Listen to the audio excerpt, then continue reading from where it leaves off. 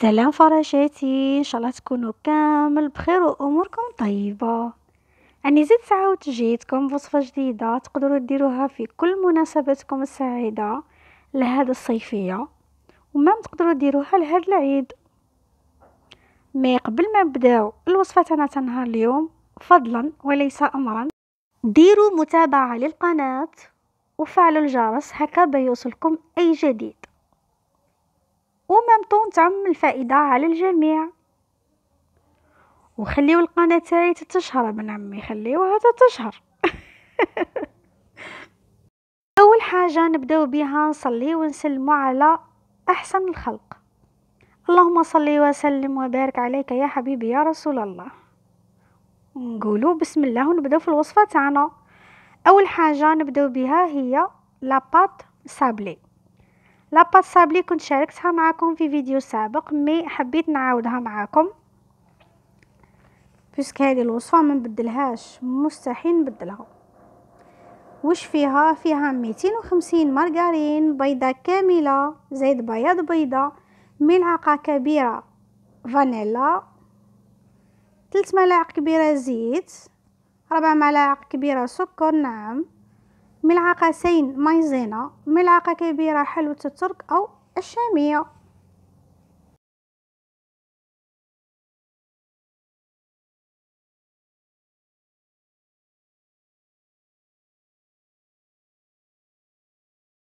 اللي عندها باطر تستعملوا بها تضرب هاد المكونات كامل مع بعض، واللي ما عندهاش ما كان حتى احراج دير بيدها ولا تخدم بالباطر، عفوا بالضرب اليدوي.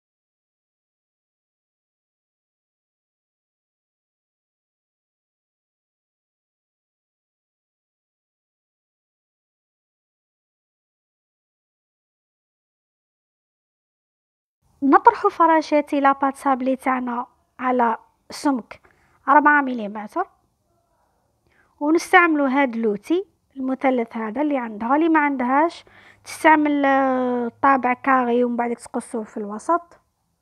مهم المرأة الجزائرية ما تحلهاش في الحوايج هادو، تلقى الحل. بالنسبة للعجينة اللي شفتوها في يدي قبيل باللون الموف، هي لاباط صابلي زدت لها اغوم تاع الفواكه الغابية.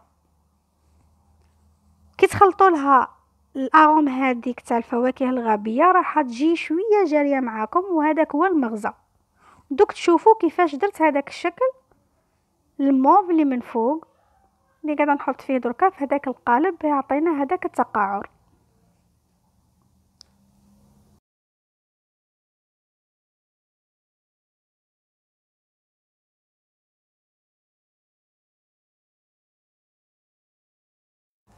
شوفوا فراشاتي، نجيبوا الطابع هذا المثلث جوست نعينو برك هذاك الشكل تاعو من فوق، باكي نبداو نحطو في لاباط صابلي اللي زدنا لها اغوام تاع الفواكه الغابيه. ما نخرجوش على هذاك الحد تاع المثلث هكا فراشاتي، باه ما يضيعناش لاباط صابلي. كون نبداو نديرو في هذه العمليه على السطح كامل راح تضيع لنا لاباط كومبليتوم. فوالا نعقبوا عليها بشويه بالحلال ونطبعوا بكل سهوله.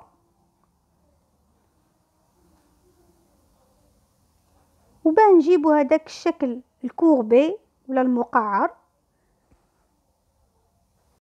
نجيبو المول تاع السيليكون تاع نصف كرة ونحطوها من فوق بان تحصلوا على هذاك الشكل الكوربي ولا المقعر. مي كي نحطوها نسيو كيفاش نعديو على الاضلع تاع المثلث هذاك داير ساير باه تجينا الحبه كوربي مليح كيما راكم تشوفوا في لا فيديو.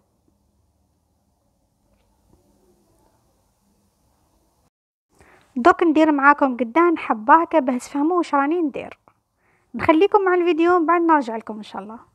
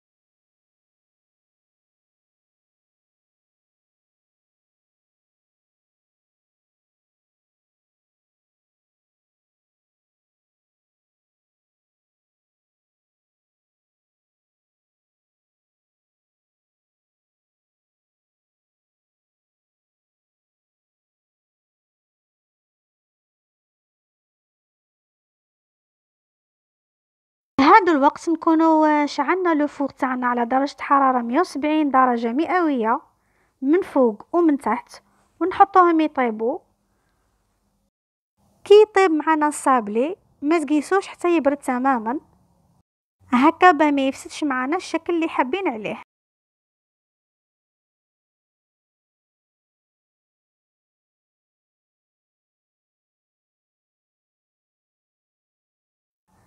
هادو هما الحبيبات تاع الصابلي بعد ما طابوا جاو بسم الله ما شاء الله، جاو حميمرين يهبلوا. فوالا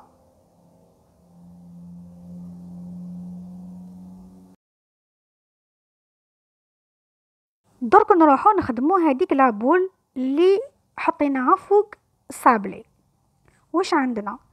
عندنا كيلة تاع لوز مرحي متوسط، وربع كيلة تاع جوز مرحي شويه خشين، ونزيدو ربع كيلو تاع سكر كلاص، انا ما نحبوش حلو بزاف، ونلمو بالحشوه تاع الفواكه الغابيه من لا مارك بات برو، حتى نتحصلوا على خليط متجانس ويتلم معنا بكل سهوله. اللي تحب ترحي المكسرات تاعها خلاص، هذا لو شوا يرجع ليها. انا حبيت كي ناكل الحبه تاعي تاع الحلوى تكون شويه تاع قرمشه. مام الحشو هذا ماكمش مرغمين به، اللي تحب دير بنيون، اللي تحب دير نواه كوكو وتلمو بالنيستلي وتحشيه تاني بالنيستلي، عندكم لو شوا. باه ديروا لابول تاعكم هذيك عندكم بزاف لي شوا. بالنسبه لابول فيغ راهي لوز لميتو بالسيرو اللي يكون شويه عاقد وزدتلو الاغوم تاع البيستاش. وبالنسبه للحشو من داخل خلاص راح نحشيها بحبه تاع بيستاش. تبعوا بك معايا لا فيديو دوك تشوفوا واش راح ندير. نجيبوا لابوله هذه تاع اللوز، هي الاولى اللي درنا لها اغوم تاع البيستاش، نحطوا شويه تاع حشوه الفواكه الغابيه من لا مارك بات برو، نحطوا غير شويه، نزيدو نحطوا حبيبه تاع بيستاش نقفلوا عليها،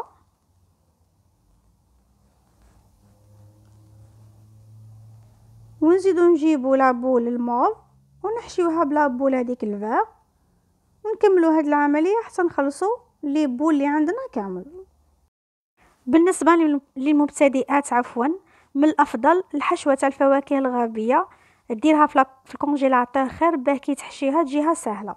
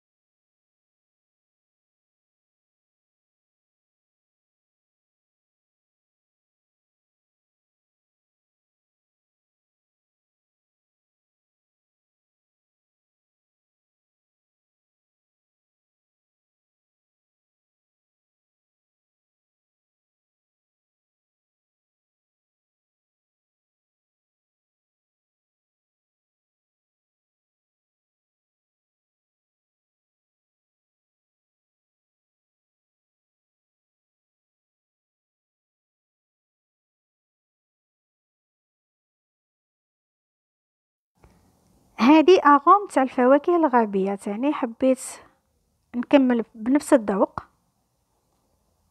نحطو شويه باه نبرزو هادوك الاشكال اللي درناهم قبيل بلا بات سابلي بهذه الطريقه هكا، باه تبان الحبيبه تاعنا مقرافيه.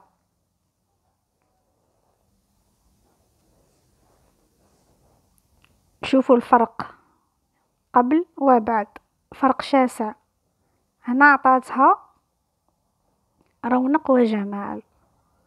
للوهلة الاولى ما تفهميش وشو هذه، مي نورمالمون كي تبعتوا معايا الوصفه راهو كلش سهل، وبمكونات بسيطه تقدري ديري حلوه راقيه. كي قاعده نقول مكونات بسيطه ما نقصدش عشي اللي درتو انايا، تقدروا قلت لكم قبيل تعوضوا لابول هذيك اللي درتها انايا باللوز ديروها بنيون، ولا كما اقترحت عليكم قبيله نواه كوكو تلموه بالنسلي. انا عطيتكم فكره لحلوه جديده، ماشي لازم تتقيدوا بلي زانغريديون اللي نقولهم لكم. كاين وصفات لازم تتقيدي بالوصفه اللي نعطيها لك، وكاين وصفات اللي تقدري تغيري نتيا وليماجيناسيون تاعك ولا نتيا واجتهادك.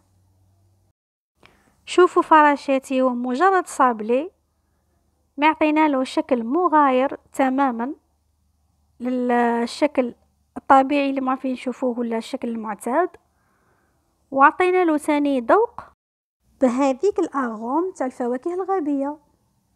وبيان سور اللي تحب دير لون مغاير دير الاغوم تاع الفراوله يجيها روج، ومن بعد لا ديكوراسيون ديرها روج. اكزامبل دير الاغوم تاع الخوخ ومن بعد لا ديكوراسيون ديرها اورانج. حبيت نولهكم برك ونعطيكم بعض الاقتراحات. هذا ما كان نهزوا الحبيبه تاعنا ولا لابول هذيك اللي خدمناها، نديروا لها كوش خفيفه تاع شوكولا بلون، ونمرغدوها كما راكم تلاحظوا في لا فيديو في حجر الجيود باللون الذهبي.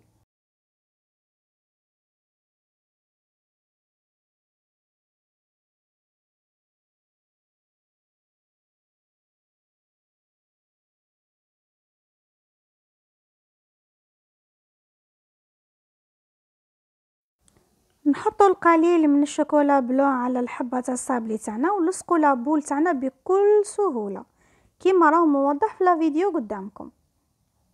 فوالا شوفوا بسم الله ما شاء الله، بعد ما خلصنا الحبيبات تاعنا كامل جاو روعه روعه روعه. انا الشكل حبيت، وبالنسبه لي كيسات راح تستغني عليهم تماما وتوفري شويه لجيبك، ما تحتاجي لا كيسات لا والو. هذيك الصابلي اللي درناه من تحت عباره عن كيسات. ودرك فراشاتي ننتقلوا للمرحله لا ديكوراسيون. نجيبوا عجينه السكر نلونوها بهذا اللون الموف الخفيف بيجي اسورتي مع هذيك لاباط صابلي اللي درناها قبيل. نديروا دوائر، بالنسبه للدوائر ما يهمش قدا القطر، ليسونسيال تجي متناسقه مع لابول تاعك، مش راح ديريها كبيره بزاف ومش راح ديريها صغيره خلاص يعني. ونورمالمون راكم تشوفوا كيفاش راني ندير فلافلا هذيك سهله خلاص. وهذه هي الحلوى تاعنا بعد ما زيناها. انا شخصيا حبيت حبيت حبيت. حتى نتلاقاو في فيديو جديد ووصفه جديده. نقول لكم فراشاتي ما تنساوش تفعلوا الجرس حتى يوصلكم اي جديد، ونقول لكم سلام. ما تنساوش تجمجمولي.